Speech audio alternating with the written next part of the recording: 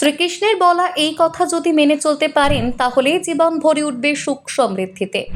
শুধুমাত্র মানুষের জীবন সম্পর্কে নয়, বাস্তুশাস্ত্র সম্পর্কেও একগুচ্ছ কথা বলেছেন ভগবান শ্রীকৃষ্ণ। শ্রীকৃষ্ণের বলা সেই কথাগুলি যদি অক্ষরে অক্ষরে পালন করতে পারেন তাহলে সহজেই আপনার জীবনে সুখ সমৃদ্ধি আসবে। ধর্মীয় বিশ্বাস মতে ভগবান শ্রীকৃষ্ণের স্বয়ং বাস্তু জ্ঞান ছিল।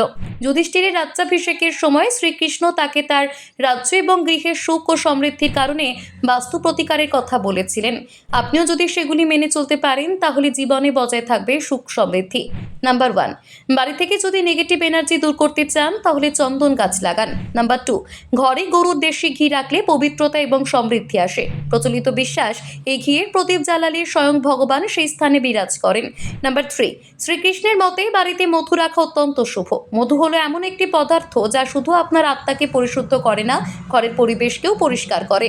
নাম্বার 4, জল পরিষ্কার এবং জল সঞ্চয়ের দিক সঠিক রয়েছে যেখানে সেখানে সর্বদা সুখ সমৃদ্ধি বজায় থাকে। নাম্বার 5, যে বাড়িতে রয়েছে বীণা সেই বাড়িতে কখনোই সুখ সমৃদ্ধির অভাব হয় না, বলেছেন স্বয়ং শ্রীকৃষ্ণ।